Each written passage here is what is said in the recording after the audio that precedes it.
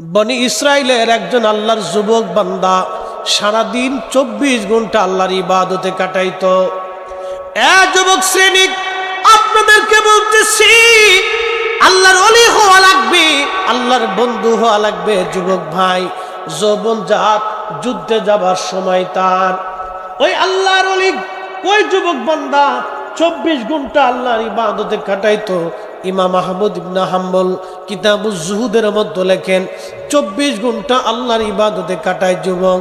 ওই এলাকার কিছু বখাটে যুবক ছেলেরা চিন্তা করলো, ওর একটু পরীক্ষা করার দরকার, ও কেমন আবেদ হইছে দেখার দরকার, ও কেমন আবেদ, ওর একটু দেখার দরকার। এই জন্য ওরা একটা পতিতা নারীকে ভাড়া করলো। পতিতা নারীকে বললো, এই বেটি, তোমাকে আমরা পয়সা করে দিব, কিন্তু তোমরা একটা কাজ করবা। বলে কি কাজ? কাজটা হলো, তোমরা ওই যে খানকার ভিতরে একটা যুবক 24 ঘন্টা আল্লাহর ইবাদত করে, ও নারী, তুমি ওই যুবকের সঙ্গে যেভাবে হোক ছলে কলে জেনা করবা।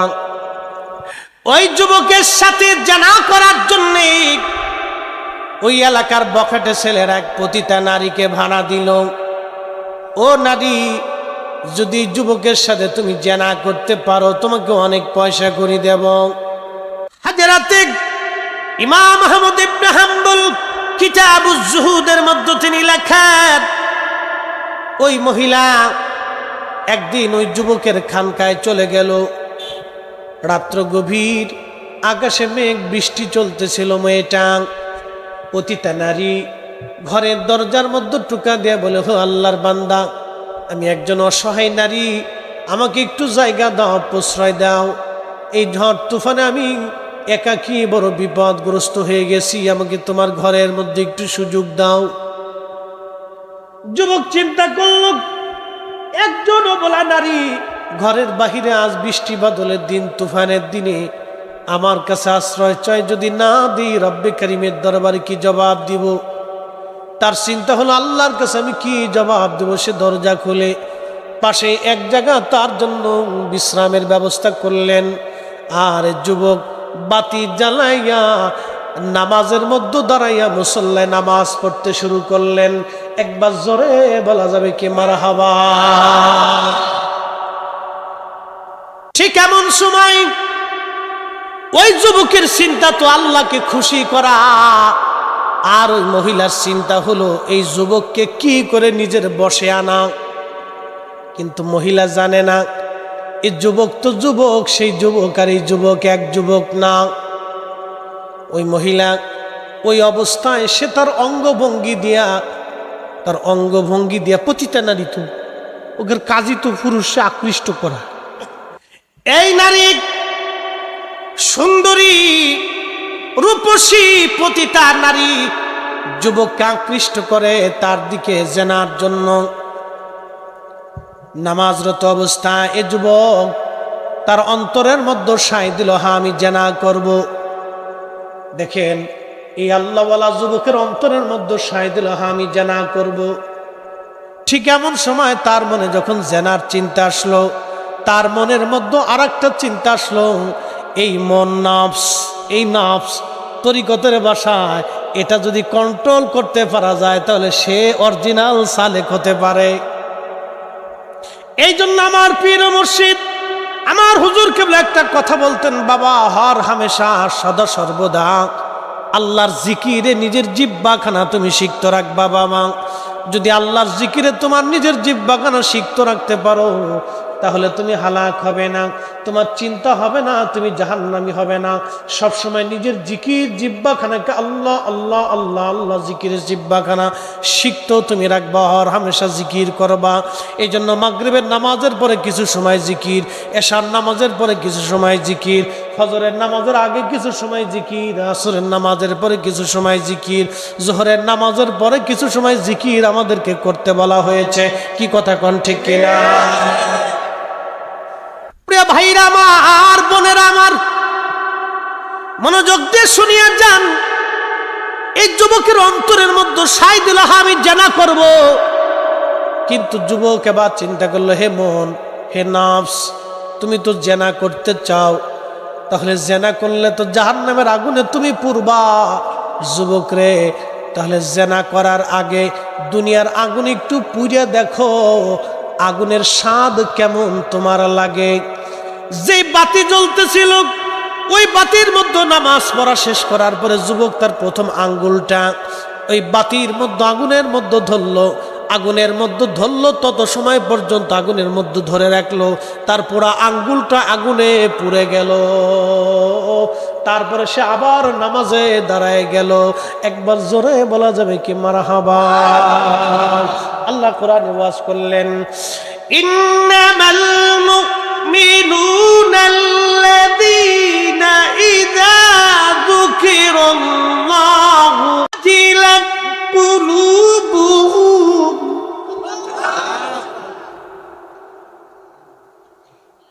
ইন্নামাল মুমিনুনাল্লাযীনা ইযা যুকিরাল্লাহ।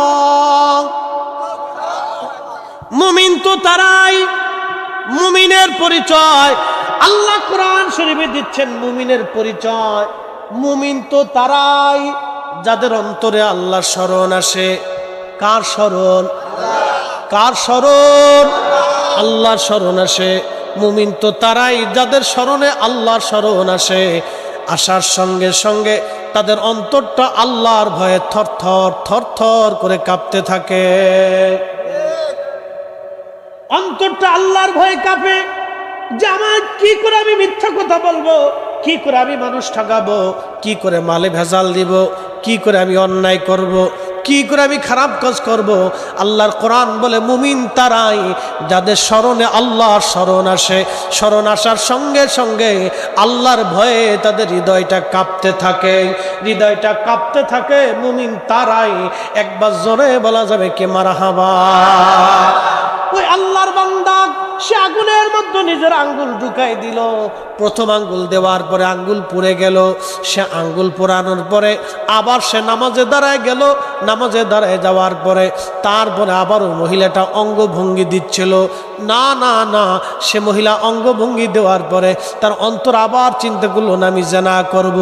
যুবক তো বারবার মন জেনার দিকে চলে যায়।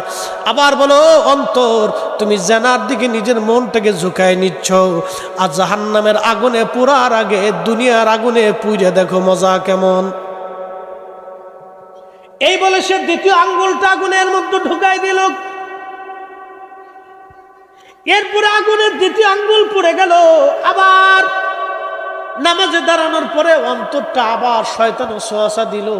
কোরআন আল্লাহ বলেন, ইন্নাহু লাকুম আদুউম মুবিন, সে তোমাদের প্রকাশ্য দুশমন। আবার অন্তরটা থেকে জেনার দিকে ঝুঁকাই দিল। এবার সে আবার বলে না, ও মন, তোমার সঙ্গে আমার যুদ্ধ। জাহান্নামের আগুনে পুরার আগে দুনিয়ার আগুনে পুড়ে দেখো। সে তৃতীয় আঙ্গুলটা আবার আগুনের মধ্য দিয়ে দিল। এইভাবে 10টা আঙ্গুল সে পুরাই ফেললো সারা রাত। কিন্তু এই মহিলার সঙ্গে সে জেনা করলো না। আমার রব তাকে মহিলার ফিতনা থেকে বাঁচানোর জন্য ওই অবস্থায় মহিলার জান কবজ হয়ে গেল। একবার জোরে বলা যাবে আল্লাহু আকবার। খুব মনোযোগ দিয়েন যশোরবাসী। কঠিন পরীক্ষা তার জীবনে এসে গেল। ওই মহিলা মারা যাওয়ার পরে এই যুবক আল্লাহর ওলি বিপদগ্রস্ত হয়ে গেল। রাজার পুলিশ তাকে ধরে নিয়ে গেল। রাজ দরবারে বিরাট বড় বিচার। যে যুবকরা এই মহিলাকে পাঠাইলো, ওরা সাক্ষী দিল না এই লোকটাই তার খানকার ভিতরে তাকে মেরে ফেলছে। বাদশা আবার তাকে ফাঁসি দিল। ফাঁসি দেওয়ার পরে ফাঁসি কার্যকর হলো। বাদশা তারে ফাঁসি দিবে। ফাঁসি দেওয়ার আগে জিজ্ঞেস করা হয়, তোমার কি কোনো স্বাদ বা স্বাদ আছে কিনা, তোমার জীবনের কোনো চাওয়া পাওয়া আছে কিনা বলো। তখন বাদশার লোকজন বলল, তোমার জীবনে কি কোনো চাওয়া পাওয়া আছে?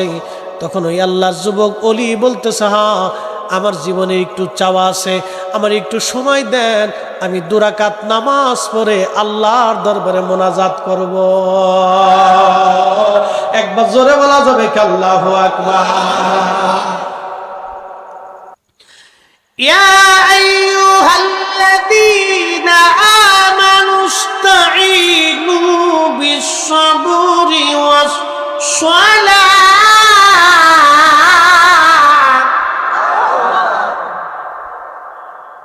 আল্লাহ কোরআনে বলেন, ইয়া আইয়ুহাল্লাযীনা আমানুস্তাঈনু বিস-সাবরি ওয়াস-সালাহ। ও ঈমানদার, ও ঈমানদার, তোমরা আমি আল্লাহর কাছে সাহায্য চাও ধৈর্য এবং নামাজের মাধ্যমে। হযরত ইমাম আহমদ ইবনে হাম্বল তিনি ধীর স্থির ভাবে এশার নামাজ পড়লেন। এশার নামাজ পড়ার পরে তিনি বাকি নামাজ পড়বেন, কিন্তু না, অতিরিক্ত 2 রাকাত নামাজ পড়ে ইমাম আহমদ ইবনে হাম্বল রাহমাতুল্লাহি আলাইহি আল্লাহর দরবারে সেজদা শেষ করার পরে রব্বে করিমের দরবারে 2টা হাত বাড়াই দিলেন। একসাথে জোরে বলা যাবে মারহাবা। কয় হাত বাড়াইছে? না 1 হাত হবে? 2 হাত। জোরে বলেন কয় হাত? 2 হাত বাড়াইছে। কার দরবারে? আমরা এশার নামাজের পরে 2 রাকাত নফল নামাজ পড়ে কার দরবারে হাত বাড়াই? মাগরিবের নামাজের পরে 2 রাকাত নফল নামাজ পড়ে কার দরবারে হাত বাড়াই? এ মুসলমান, যোহরের নামাজ পড়ে 2 রাকাত নফল নামাজ পড়ে কার দরবারে হাত বাড়াই? তাহলে আল্লাহ কোরআনে বলেন, ইস্তাঈনু বিস-সাবরি ওয়াস-সালাহ। সালাতের মাধ্যমে, সবরের মাধ্যমে তোমরা আমি আল্লাহর কাছে সাহায্য চাও। তো নামাজের পরে আমরা সাহায্য চাই কার কাছে? তাবারক রান্না করার আগে সাহায্য চাইছেন কার? আল্লাহ। তাবারক যারা রান্না করছেন তারা ভালো করে বুঝেন, তাবারক রান্না করার আগে ফাতিহা শরীফ পড়িয়া দোয়া করিয়া সাহায্য চাইলেন কার? আল্লাহ। এই জন্য আমরা তাবারক আল্লাহ বরকত দেয়।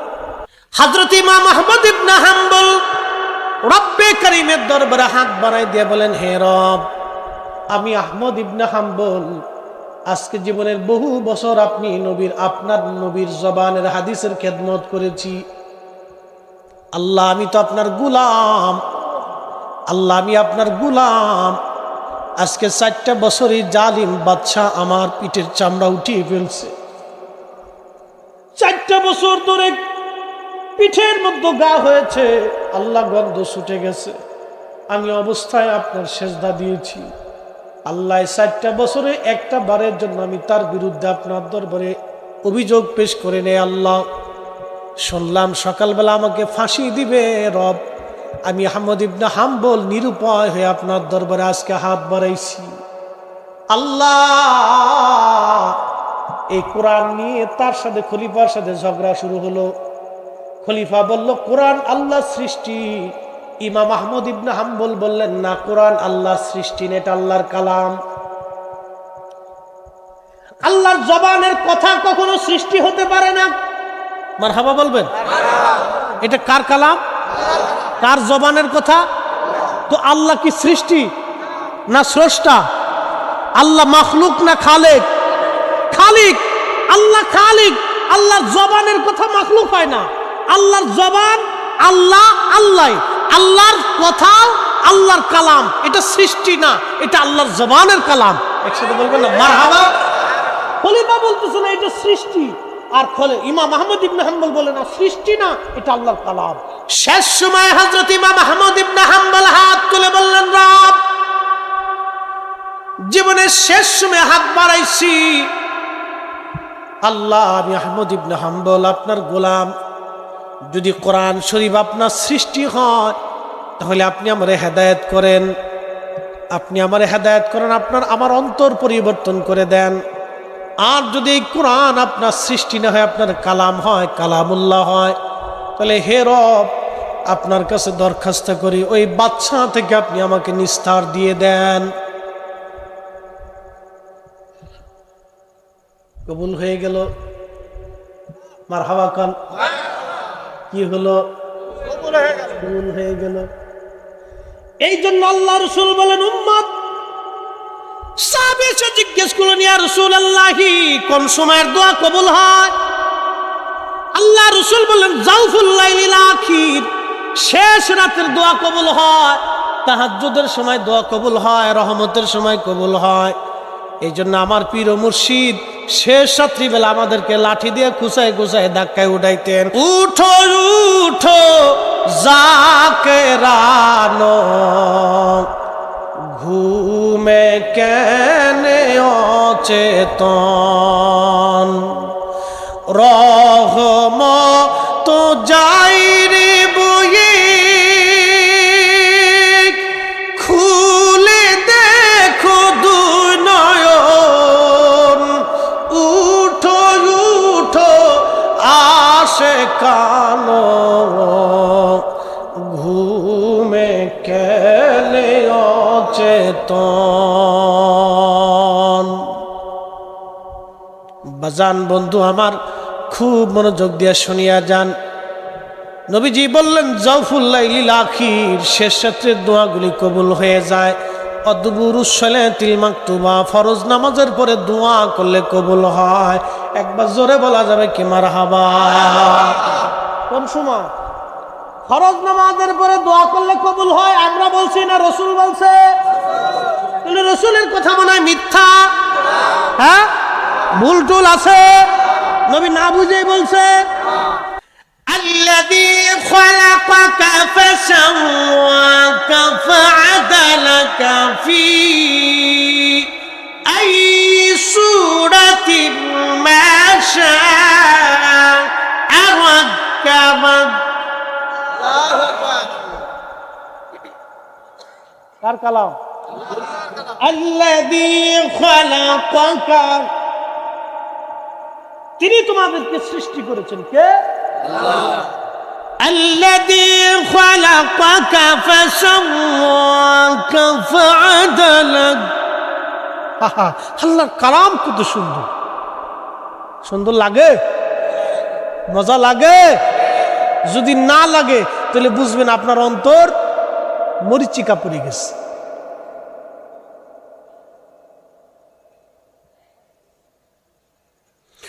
وَإِذَا تُلِيَتْ عَلَيْهِمْ آيَاتُهُ زَادَتْهُمْ إِيمَانًا।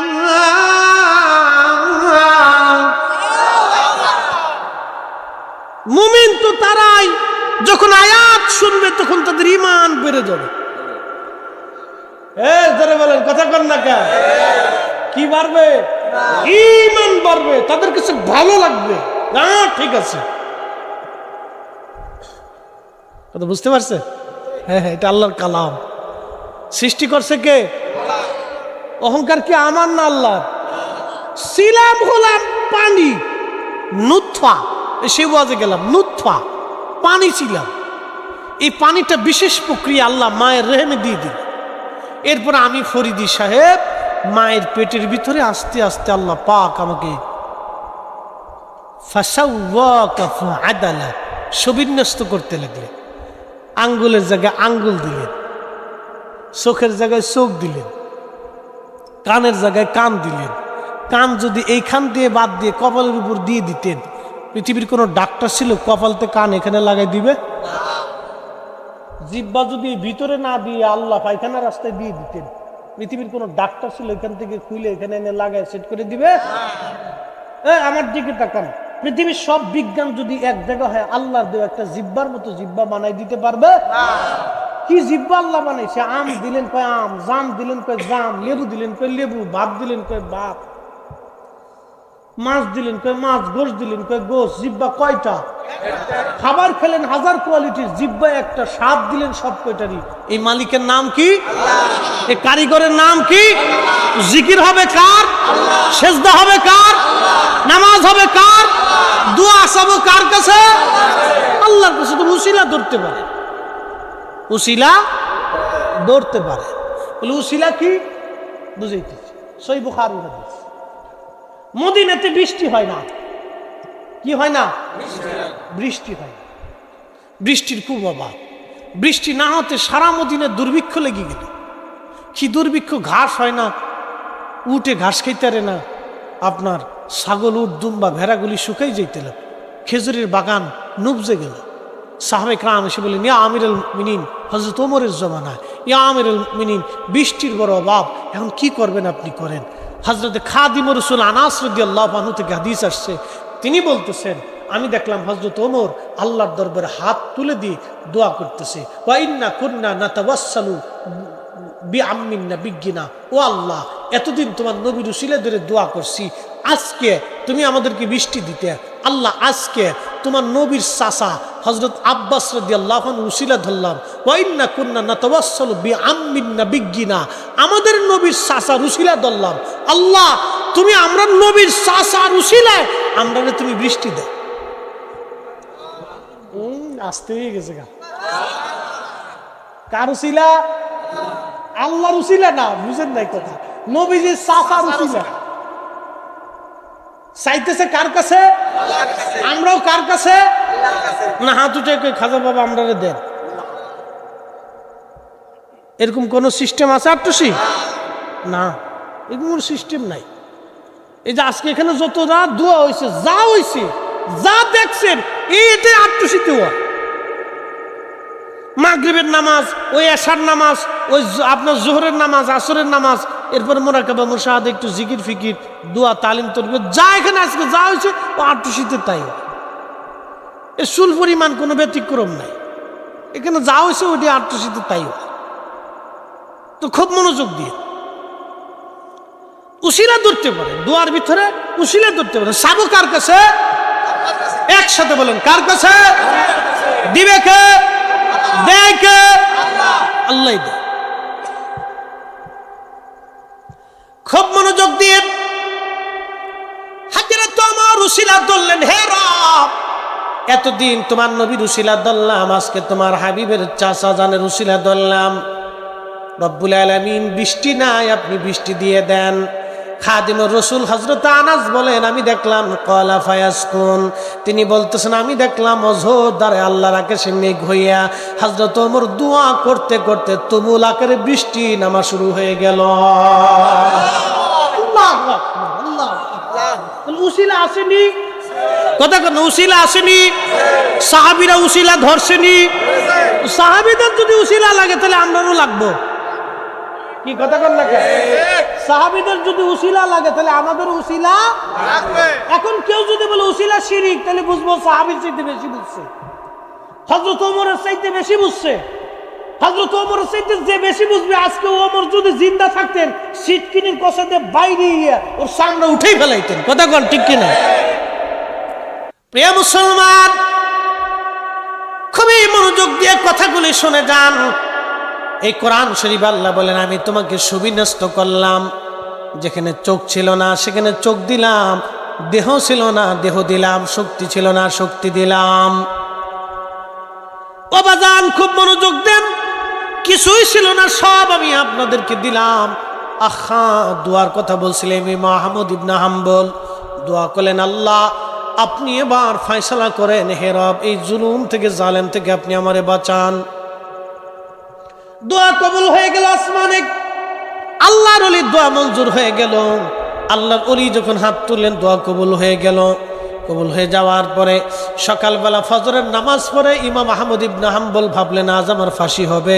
ফজরের নামাজ পড়ার পরে জেলার সংবাদ নিয়ে আসছে, হুজুর আপনাকে চিন্তা করতে হবে না, রাত্রিবেলায় খলিফাকে হত্যা করা হয়েছে, নতুন খলিফা ওনার সন্তান ঘোষণা হয়েছে, তিনি ঘোষণা দিয়েছেন আপনাকে জেলখানার থেকে বের করে নিয়ে যাওয়ার জন্য সম্মানের সাথে।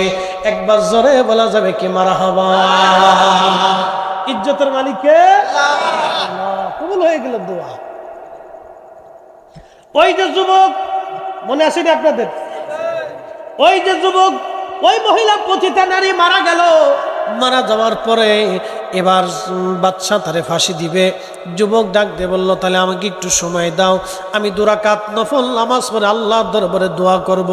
সে 2 রাকাত নামাজ পড়ার পরে আল্লাহর দরবারে হাত বাড়াইছে। একবার জোরে বলা যাবে কি মারহাবা? কোন দরবারে? এই বলে রাখবেন, নামাজের পরে হাত তোলা এটা সব নবীদের জমানাতেই ছিল। তাহলে আমাদের নবীর জমানা না, সব নবীর জমানায় ছিল। ইস্তাইনু বিসসাবরি ওয়াস-সালাহ, কোরআন বলতেছে সালাতের মাধ্যমে তোমরা আমি আল্লাহর কাছে সাহায্য চাও। সালাতের মাধ্যমে, নামাজের মাধ্যমে তোমরা সাহায্য চাও। সালাত শেষ করার পরে আপনি আল্লাহর দরবারে হাত তুলবেন, আপনার হাজত, আপনার প্রয়োজন, আপনার যা আছে সব আল্লাহর কাছে পেশ করুন। মনোযোগ দেন। যুবক হাত বাড়াইছে, আল্লাহ আমি জানি যে কাজ আমি করি নাই, যে গুনাহ আমি করি নাই, সেই শাস্তি আপনি আমাকে দিবেন না। রব্বুল আলামিন আমি জানি, আল্লাহ আমি জানি যেই কাজ আমি করি নাই, যে অপরাধ, সে অপরাধের শাস্তি আপনি আমাকে দিবেন না। তবে হ্যাঁ রব, বাদশা আমাকে ফাঁসি দিবে।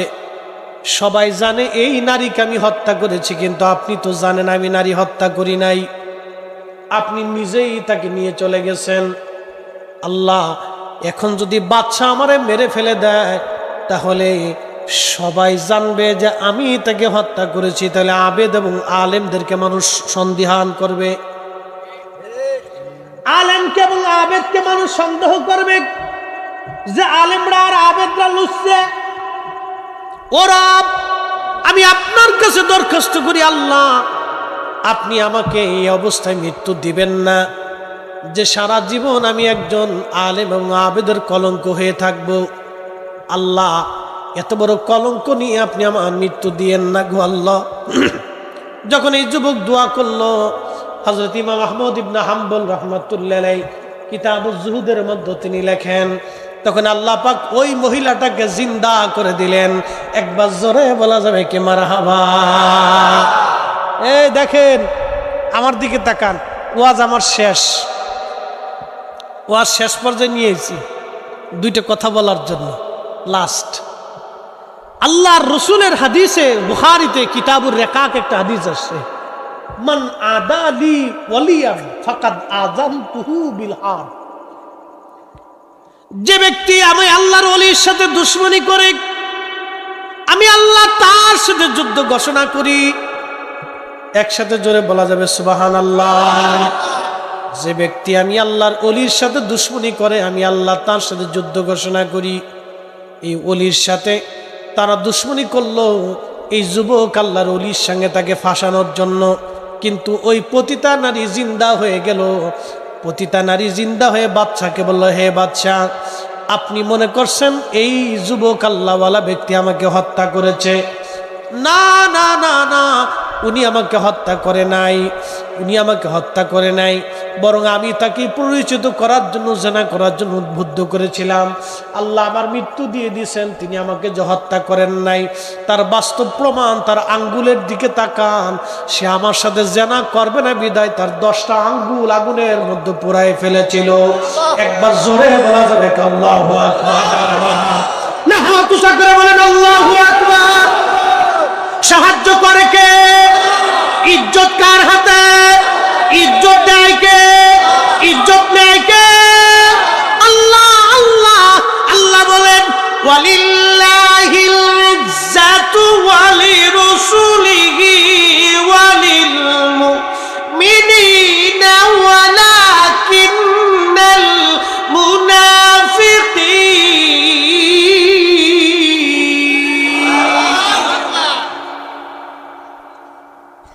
মুনাফিকরা,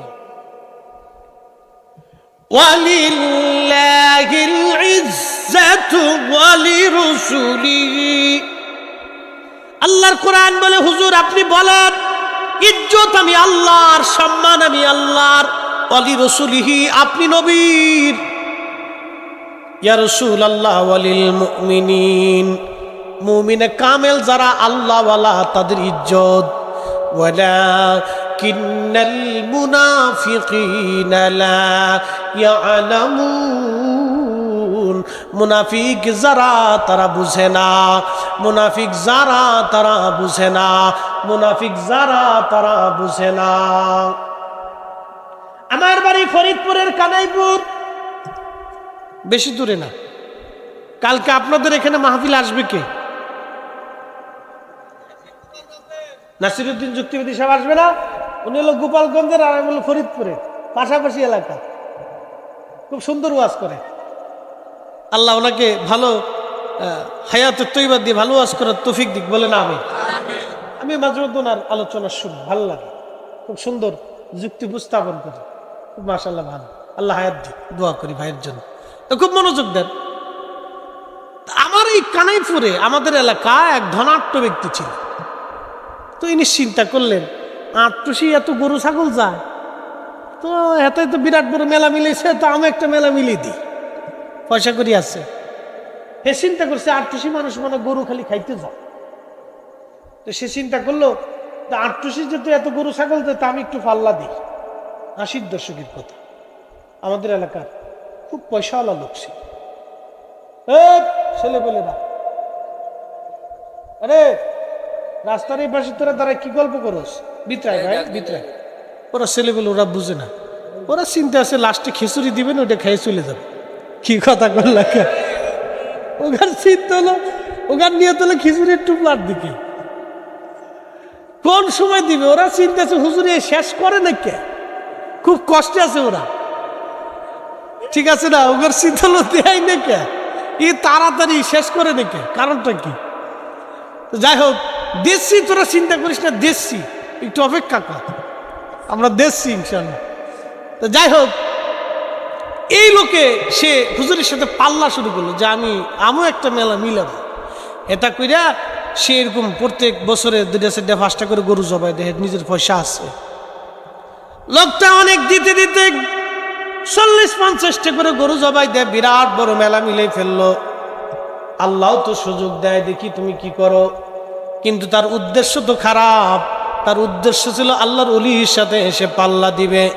কিন্তু না, আল্লাহ বলেন মান আদাদি ওয়ালিয়ান ফাকাদ আযানতুহু বিল হারব।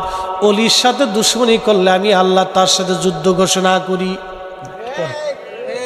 সে বুঝতে পারে নাই, সে যদি এমনি মাহফিল দেয় তাহলে কিন্তু কোনো সমস্যা নাই, কিন্তু সে পাল্লা দিতেছে যে পাল্লা দিব, কিন্তু আল্লাহর কাছে এটা ভালো লাগে নাই। আল্লাহু আকবার। আমাদের এলাকায় বাজান বহু মানুষ সাক্ষী, আল্লাহ তাকে মাফ করে দিন, দোয়া করি। লোকটা ধীরে ধীরে গরিব হইতে হইতে শেষ পর্যন্ত ভিক্ষা করত।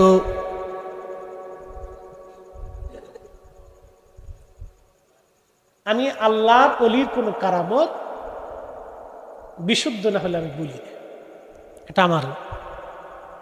কেউ যদি আইসে কোনো ঘটনা বলে, আমি তার আগে যাচাই করি লোকটা সত্যবাদী কিনা, ঠিক আছে কিনা, আমি যাচাই করি। আমার এলাকার দিকে বলতেছি, লোকটা শেষ পর্যন্ত ভিক্ষা করত, ভিক্ষা করে সে গাড়ির নিচে পড়ে মরে গেল। এই জন্য সব জায়গায় ফাজলিমি চলে। এই মজলিসের ভিতরে কি আল্লাহর প্রিয় আমি জানি, আমাদের এলাকায়, আমি নাম বলবো না, অনেক পয়সা, তারা হয়তো আমার ওয়াজ শুনবে, আমার এলাকার মানুষ আমার ওয়াজ শুনবে, আল্লাহ আমার এই ভাইটাকে মাফ করে দিন। তারা অনেক পয়সার মালিক হয়ে গেল। একদিন তাদের এক কর্মচারী বৃদ্ধ লোককে মারছিল, খুব মারার পরে 7 দিন পৃথিবীতে বাঁচতে পারে নাই। বাংলাদেশের সবচেয়ে বড় ডাক্তার তার বাঁচাইতে পারে নাই।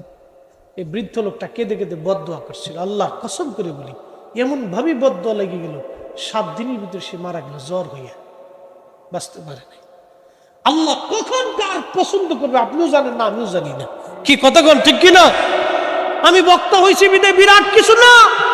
এই মজলিসের ভিতরে, এই বান্দাদের ভিতরে আল্লাহর এমন পছন্দের বান্দা আছে, যার জীবনে কোনো নেক আল্লাহর কাছে পছন্দ হয়ে গেছে, আল্লাহ তাকে মাফ করে রাখছে, কবুল করে রাখছে, আমি জানি না। তার সাথে বিয়াদবি করার কারণে আমার জীবনে তকদিরের পোকা এসে যেতে পারে। বাপ কথা কোন ঠিক কিনা? এই জন্য হিসাব করে পৃথিবীতে চলতে হবে। এটা অহংকারের জায়গা না, গর্বের জায়গা না, দিমাগের জায়গা না। এই জন্য আল্লাহ রসুল প্রত্যেকটা যুবককে শিক্ষা দিছে, মুরব্বীকে সম্মান করো।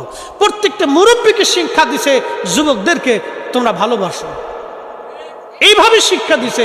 রাসূলুল্লাহ শিক্ষা ছিল প্রত্যেকটা যুবক মুরব্বীকে সম্মান করবে, প্রত্যেক সাধারণ মানুষ তারা আবেদদেরকে ইজ্জত করবে। এই জন্য আমরা আল্লাহর ওলিদেরকে ভালোবাসি। কি কথা বলেন ঠিক কিনা? আমরা কি বাসি? পাল্লা দিতে যাইয়া লোকটা শেষ পর্যন্ত ভিক্ষা করে গাড়ির নিচে করে মরে গেল। একসময় কোটিপতি, সে ভিখারি হয়ে গেল। আল্লাহ বললেন না, সব জায়গায় দেমাক চলবে, এখানে তুমি পাল্লা দিতে আসছো, তোমার মানুষের ধারে ধারে হাত পাতাবো, ভিক্ষা করাবো, করাই দিলেন না। আল্লাহ শাস্তি দিয়ে দিলেন। এই জন্য আমরা পাল্লা দিব না, আমাদের কাজ পাল্লা না, আমাদের কাজ হলো মানুষদেরকে আল্লাহর পথে ডাকা।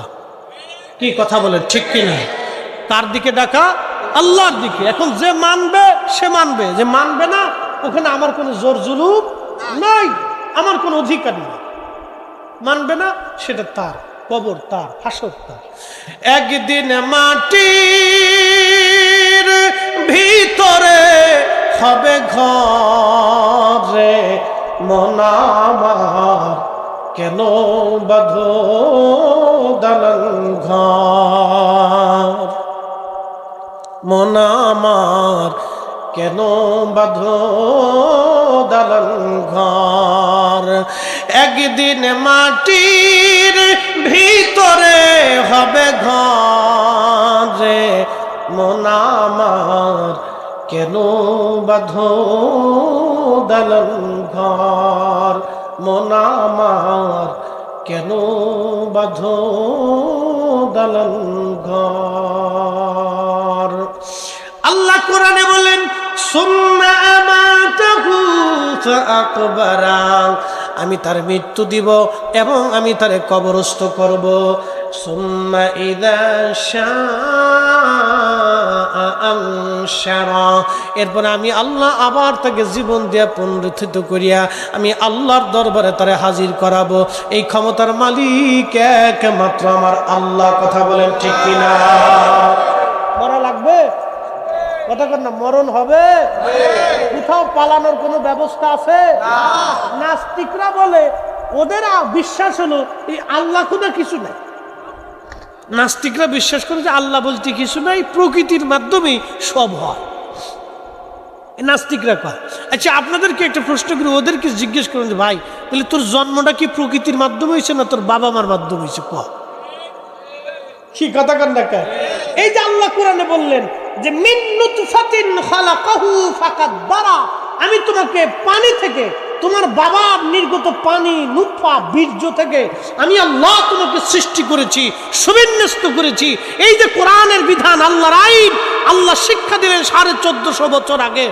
আর ওই নাস্তিক আজকে বলতেছে যে না এই প্রকৃতির মাধ্যমে। তোরা জিজ্ঞেস করবেন যে তুই কি প্রকৃতির মাধ্যমে হইছস না তোর বাবা লাগছে?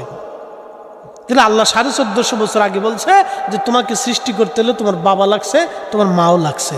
কি কথা কোন ঠিক কিনা? বাবা মা ছাড়া মানুষ তৈরি হয় একমাত্র ঈসা আলাইহিস সালাম ব্যতীত। ঈসা আলাইহিস সালাম রে আল্লাহ বাবার মাধ্যমে বানাই নাই, সরাসরি ফুয়ের মাধ্যমে দিছিল। ফু, এটা আর এক ঘটনা। এটা কইতে গেলে আবার রাত চলে যাবে।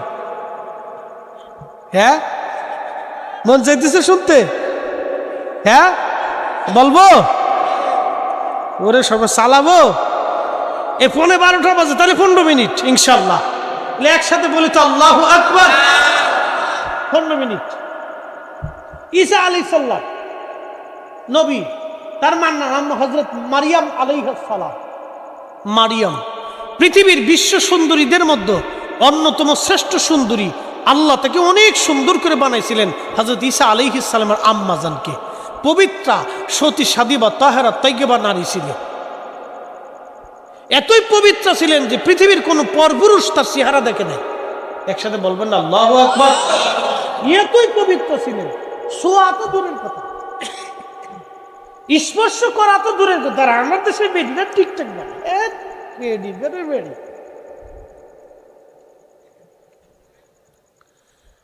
খুব মনোযোগ দিয়ে হযরত ঈসা রুহুল্লাহর মা জননী তিনার আম্মা জান হযরত হান্না মানত করলেন, আল্লাহ যদি একটা পুত্র আমাকে সন্তান দাও তা আমি মসজিদে বাইতুল আকসার খাদেম তারে বানাবো। হযরতে হান্নার দোয়া কবুল হয়ে গেল। মানত করলেন, মানত যে আমি আল্লাহর ঘর বাইতুল আকসার খাদেম তারে বানাই দিব, আল্লাহ যদি আমার একটা পুত্র দাও। অনেকে মানত করে আল্লাহ আমার যদি ছেলে দাও তো মাদ্রাসায় পড়াবো। কি কথা কন না কে? আবার অনেক সময় অনেক ছেলেরা ল্যাংড়া কানা বোবা হয়ে যায়, মা মানত করে আল্লাহ যদি ভালো হয় তো মাদ্রাসায় পড়াবো। কে ল্যাংড়াটার কানাটারে খালি মাদ্রাসায় দিবার চাই কে? কারণটা কি? খালি ল্যাংড়া কানা বোবাটার মাদ্রাসায় দিলে মানত করে লাইছে, তো অনেকের মানত আল্লাহ কবুল করে লে। হযরতে হান্না আল্লাহকে রব্বুল আলামিন থেকে একটা মেয়ে সন্তান দিলেন। মেয়ে আসলো পেটে। মেয়ে আসার পরে হযরত হান্না আলাইহিস সালাম আল্লাহকে বলেন, আল্লাহ চাইলাম পোলা দিলাম মাইয়া, হযরত হান্না ডাক দিয়ে বললেন, আল্লাহ ডাক দিলেন, হান্না রে তুমি ছেলে চাইছো, মেয়ে দিছি। মেয়েরা কোনো কোনো ক্ষেত্রে ছেলেদের চাইতেও অনেক কৃতকার্য হয়। একসাথে জোরে বলা যাবে কি মারহাবা। হযরতে হান্নার এই কন্যা সন্তানের নাম রাখলেন মারিয়াম। মারিয়ামকে কোলে করে হযরত হান্নার স্বামীর নাম ছিল হযরত ইমরান আলাইহিস সালাম। ইমরান আলাইহিস সালাম। ইমরান আলাইহিস সালাম মারা গেলেন। হযরত হান্না তখন বাচ্চা প্রসব হলো। সন্তানটাকে নিয়ে তিনি বাইতুল আকসার সামনে চলে গেলেন। হযরত ইমরান আলাইহিস সালাম ছিলেন বাইতুল আকসার ইমাম। সন্তানকে কোলে করে নিয়ে ডাক দিছে, হে বাইতুল আকসার মুসলমান, আমি আপনাদের খতিব সাহেবের স্ত্রী। আমি মানত করেছিলাম যে আল্লাহ আমার একটা পুত্র সন্তান দিলে আমি এই ঘরের খাদেম বানাবো, কিন্তু আল্লাহ আমার একটা কন্যা সন্তান দিছে, আমি তার নাম মারিয়াম রাখছি। আপনারা আমার মারিয়ামকে কবুল করে নেন, এই মসজিদের খাদেম হিসেবে আপনারা কবুল করে নেন, আমার মারিয়ামের দায়িত্ব আপনারা নিয়ে নেন। তখন হযরতে উজাইর, হযরতে আপনার কি বলে হযরতে রাসূল ইমরান আলাইহিস সালামের আরেকজন, অর্থাৎ কি বলে আপনাদের দেশে যে আমাদের দেশে সুমন্দি নাকি ভাইরা ভাই মাশাআল্লাহ ভুলে গেছি ভাইরা ভাইয়ের কথা। তো ভাইরা ভাই হযরত ইমরান আলাইহিস সালামের স্ত্রী নিয়ে গেছে। নিয়ে যাওয়ার পরে এখন অন্য ইমাম যারা আছেন সবাই বলতেছে যে তালি মারিয়ামকে আমাদের দায়িত্ব দিয়ে দেয়। এখন এটা নিয়ে লাগছে বিরাট বড় ঝগড়া। মারিয়ামকে আমাদের দায়িত্ব দিয়ে দেন, সবাই দাবি করতেছে মারিয়ামকে আমাদের কাছে দিয়ে দেন। সবাই যখন দাবি করতেছে, এই দাবির প্রেক্ষিতে আল্লাহ রাব্বুল আলামিন সমাধান দিলেন যে তোমাদের তাওরাত যারা লেখো লোহার কলম দিয়ে, তখন লোহার কলম দিয়ে তাওরাত লিখত, যে এই কলম তোমরা ছেড়ে দাও, এই কলম ছেড়ে দাও। যার কলম ভাসতে ভাসতে উজানের দিকে আসবে তার দায়িত্বটা মারিয়াম আলাইহিস সালামের কাজে যাবে। একসাথে বলা যাবে মারহাবা। আচ্ছা, লোহার কলম কি ভাসে না, এটা ডুবে যায়। তো সবাই নদীর মধ্যে কলম ছেড়ে দিলেন, সবার কলম ডুবে গেল, কিন্তু হযরত মারিয়াম আলাইহিস সালামের খালুর কলমটা ডুবলো না। তার কলমটা উজানের দিকে ভাসতে ভাসতে রওনা হয়ে গেল। খালুর কাছে দায়িত্ব দেওয়া হয়েছে। খালু তখন বাইতুল আকসার ইমাম। খালু তার জন্য আলাদা হুজরা বানাই দিলেন। মারিয়াম আলাইহিস সালাম ধীরে ধীরে বড় হলেন। খালুর চিন্তা যে মেয়েটা বড় হচ্ছে, কি এক চিন্তা, মহা চিন্তা, কি করা যায়, তাকে দায়িত্ব নিরাপত্তা দিতে হবে। সেজন্য বাইতুল আকসার আলাদা একটা রুম করে দিয়ে তারে ওই রুমের বাহির থেকে খালু তালা মেরে উনি বাইরে চলে যাইতেন। প্রত্যেক দিন এরকম চলে যাইতেন। তো একদিন মারিয়াম আলাইহিস সালাম অন্দরমহল থেকে তিনি গোসল ছেড়ে তিনি তার বেডরুমে আসতেছিলেন। এমন সময় দেখলেন তার রুমের দরজার সামনে একজন সুদর্শন পুরুষ দাঁড়ায় রয়েছে, যুবক। মারিয়াম আলাইহিস সালাম ভয় পেয়ে গেছে। ভয় পেয়ে ডাক দিলেন, এই যুবক তুমি আবার কে? হযরত মারিয়ামের চিন্তা যে না এদেশে একটা যুবক আছে নাম কাফুর নামক একটা যুবক, খুব বখাইটা, খুব বেয়াদব। এই ছেলেটা মেয়েদেরকে উত্ত্যক্ত করত, ইফটিজিং করত। হযরত মারিয়ামের চিন্তা হলো এই কাফুর বুঝি আমার ঘরের মধ্যে ঢুকে গেছে। হযরত মারিয়াম ডাক দিয়ে বলল, হে আল্লাহর বান্দা, খোদার দোহাই দিয়ে বলি তুমি আমার দিকে আসবা না, তুমি সর্বনাশ করতে সর্বনাশ, তুমি আমার দিকে আসবে না, আল্লাহর কসম করি তুমি আমার দিকে আসবে না। তখন ওই যুবক ডাক দিয়ে বললেন, মারিয়াম আপনি চিন্তা করবেন না, আমি কোনো মানুষ না, আমি হযরতে জিবরাইল আলাইহিস সালাম। একবার জোরে বলা যাবে কি মারহাবা। আপনি জিবরাইল কি জন্য আসছেন?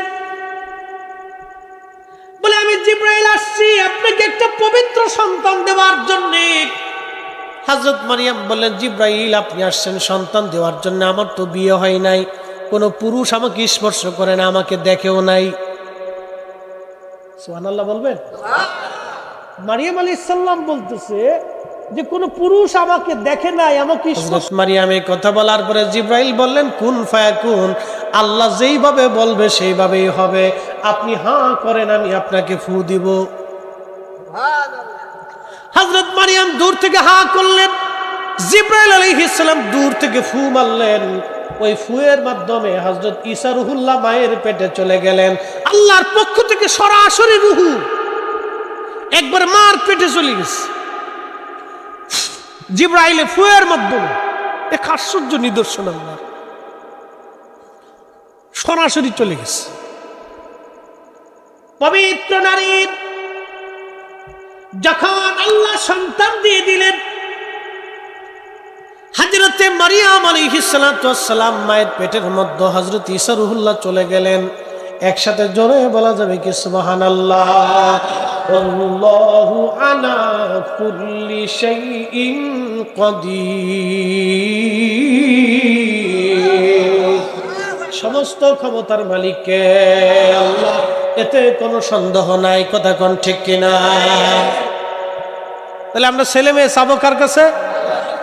না খাজা বাবার কাছে চাইছি কোনোদিন যে খাজা বাবা আপনি আমরা আল্লাহ আমরা এটা ভুলা দিয়ে দেন? না, বিষয়টা এরকম। অনেকে খালি করে তোমরা বাবার কাছে চাও কে? আচ্ছা, আমি আপনাদেরকে এর একটা সমাধান দিই। আমি মসজিদের খতিব, আমার হাসনাবাদ হাউজিংয়ে 4 থেকে 5,000 মুসল্লি প্রত্যেক জুমাতে হয় আমার।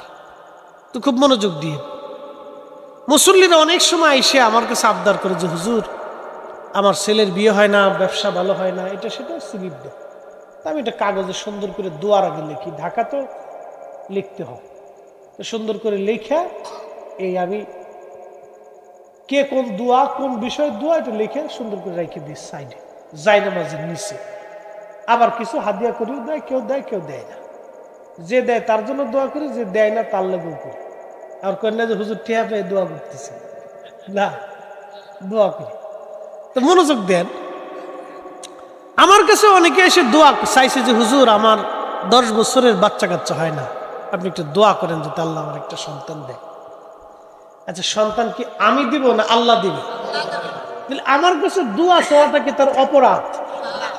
তো আমাদের অনেক জাকের ভাইদের ব্যবসা, বিদেশ যাত্রা, মামলা মোকদ্দমা, মেয়ের বিয়ে হয় না, বাচ্চা কাচ্চা হয় না, ক্যান্সার রোগ, ওষুধে ভালো হয় না, ডাক্তারের চিকিৎসা করে কিন্তু নিরাময় হয় না। এই বিপদে পড়ে হুজুর কেবলার সামনে যাইয়া হুজুরের কাছে নালিশ দিতে, হুজুর আমার এই সমস্যা, আমার এই প্রবলেম, আমার বাচ্চা কাচ্চা হয় না, হুজুরের কাছে আসছি। হুজুর একটা সমাধান দিতেন, একটা ওষুধের নাম বলতেন, ডাক্তারের কথা বলতেন, বা বলতেন বাবা ইবাদত করেন না, একটু খেদমত করেন, অপেক্ষা করেন। এই একটা সমাধান হুজুর কেবলার কাছ থেকে দিয়ে দিত। অনেকবারে না বুঝে সারা দেশে খালি প্রচার করছে, এরা আল্লাহর কাছে না চায়, খালি খাজা বাবার কাছে চায়। কি কথা কর না কেন? এগুলো অনেকে বলছে, বুঝে বলুক না বুঝে বলুক, আমার ভাইদের বুঝুর ভুল হইতে পারে। তো কটাক্ষ না, কটাক্ষ করা যাবে না। আমার ভাইদের বুঝুর ভুল হইতে পারে, তাদের রাগ করা যাবে না। কি কথা ঠিক কিনা? রাগ করা যাবে না, বুঝুর ভুল হইতে পারে। তো অনেকে হয়তো বুঝেও বলছে, না বুঝে বলছে, এটা তাদের ইচ্ছা। না বুঝে বললে আমার ভাইদের জন্য সাধুবাদ, যে বুঝার চেষ্টা করবেন। তা আমার কাছে আইসে প্রত্যেক জুমাতেই মানুষকে হুজুর এইটা সমস্যা, এইটা সমস্যা। তাহলে মানুষকে আমার কাছে চায় না আল্লাহর কাছে চায়? আল্লাহর কাছেই চায়, কিন্তু আমার কাছে বলতে হুজুর আপনি দোয়া করেন। তা আমরা হুজুর কেবলার কাছে বিপদে আপদে মুসিবতে পড়িয়া যায় নালিশ দিতাম, হুজুর আমার এই সমস্যা, আমার এই প্রবলেম, আমার এইটাই সমস্যা, এইটাই সমস্যা, হুজুর এর এই সমস্যা। হুজুর এক একজনের এক একটা সমাধান বাতলাই দিতে। সুবহানাল্লাহ বলা যাবে না? আমাদের ওই যে দরবার শিবি হোমিওপ্যাথিক ডাক্তার সাহেবের নাম কি? হুমায়ুন ডাক্তার। বাসা আছে না মারা গেছে?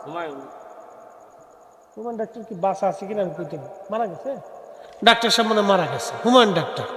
একদিন আমাকে বলতেছে ছোট এদিকে, তখন মাদ্রাসায় বলি, শোনো এদিকে আসো, তোমরা তো আমরা ছোট ভাই, তো তোমার একটা ঘটনা শোনে। আমি বললাম কি ঘটনা ডাক্তার সাহেব বলেন তো? বলতেছে একদিন এক রুগী এসে ছেলেরা তার বাবারে ধরে নিয়েছে। এই লোকটা আপনার ওই মানে মুমূর্ষ, ডাক্তার বলছে সে 7 দিন বাঁচবে, ভালো মন্দ খাও, এই বাঁচবে না, হয়তো কিডনি লিভারে এই সমস্যা। আমার শ্বশুর আব্বা কয়েকদিন আগে কিডনির রোগে মারা গেছে। তো কিডনির একটা পজিশন আসলে, এমন একটা পজিশন আসে যে তার আর বাঁচানো যায় না, কোনো ডাক্তার ওষুধ দিয়ে কুলানো যায় না। তো তার কিডনি লিভার দোনোটাই নষ্ট। তো ওনারে ধরে নিয়ে আসছে। তো তো উনি ডাক্তার সাহেব আমাকে বলতেছে, শোনো, ধরে নিয়ে আসার পরে তার ছেলেরা হুজরা শরীফের সামনে নিয়ে এসে সারেং সাহেব তখন ছিল, ফরাদবার আব্বা। সারেং সাহেব ছিল, সারেং সাহেব বলতেছে, হুজুর এই একটা লোক না নিয়ে আসছি, খুব অসুস্থ, কিডনি নষ্ট হয়ে গেছে, ডাক্তার বলছে 7 দিন হয়ে গেছে। তো হুজুর কেবল একটা ধমক দিছিলেন, বাবা মরা মানুষ নিয়ে এসেছেন কি, মরা মানুষ নিয়ে আসছে। তখন ওই ছেলেরা সাথে ছিল, ছেলেরা কান্দি দিয়ে বলতেছে, হুজুর আমাদের আব্বা মারা গেলে আমরা খুব অসহায়ের মধ্যে পড়ে যাই, তো হুজুরের কাছে আসছি, হুজুর যাতে একটু দোয়া করে দেন। তাদের ভাষায়, তাদের কথায় তারা বলছে। তো হুজুর কেবলা ডাক্তার সামনে ডাক দিয়ে বলেন, বাবা ওনাকে 7 দিনের 7 ডোজ একটা ওষুধের নাম বলে দিলেন, বাবা এইগুলো ওনাকে দিয়ে দেন। ডাক্তার সাহেব আমাকে বলতেছে কি, বাবা ভাই আমি এই চেম্বারে বসা ছিলাম, তখন ওই চেম্বার ওইখানে, বলে আমি বসা, আমি তার 7 ডোজ, হুজুর যে ওষুধটা দিতে বলছে যেইভাবে আমি সেইভাবেই দিচ্ছি। দেওয়ার পরে লোকটা চলে গেছে, নিয়ে গেছে তারে।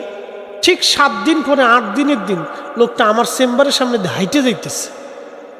সুবহানাল্লাহ বলবেন না? একসাথে বলেন আল্লাহু আকবার। শেফা করে কে? না, জোরে বলতে হবে। উসিলা আসেনি? আসেনি উসিলা? এত ওষুধ খাওয়াইলো কিন্তু কাজ হলো না, কিন্তু আল্লাহর ওলি বলে দেওয়াতে কাজ হলো, কারণ আল্লাহর কাছে উনি পছন্দনীয় ব্যক্তি। কথা ঠিক কিনা? আমি বললে হয়তো না, কিন্তু হুজুর বলাতে হয়েছে, কারণ উনি আল্লাহর কাছে পছন্দনীয়।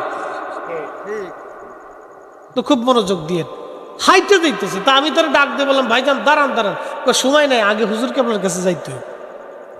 আমি পিছন পিছন গেলাম, যাই সে হুজুর কেবলার কাছে বসলো, হুজুরের কাছে কথা বললো, হুজুর কথাবার্তা বললেন, তারপরে খানা খাওয়াইলেন। হুজুর বললেন, বাবা যান খানা টানা খান।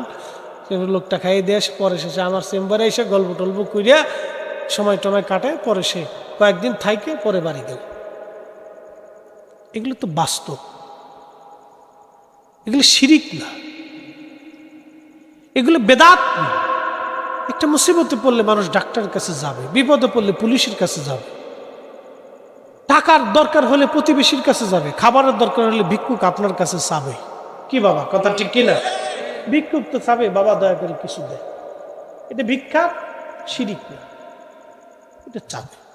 প্রকৃত দেওয়ার মালিক একসাথে বলেন কে? কে? সন্দেহ সন্দেহ নাই। ওয়াজ লম্বা করবে। যোগ শ্রেষ্ঠ মহাবলী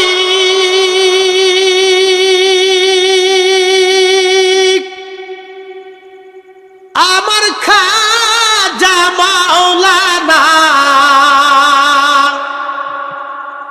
এক নজর দেখলে যারে দিলের জ্বালা থাকে না। এসেছেন যত নবী সকলের ইমাম, সালাম নবী তোমায় হাজারো সালাম, ইয়া নবী সালাম।